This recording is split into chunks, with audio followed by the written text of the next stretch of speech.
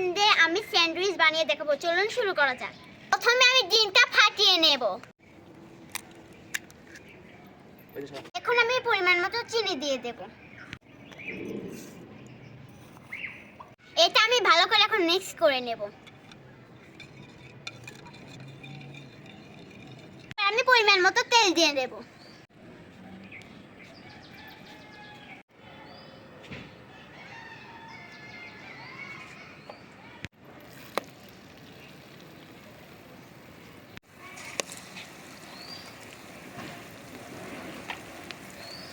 এবার আমি এটাকে ভালো করে ভেজে নেব। এটা আমি এখন নামিয়ে নেব।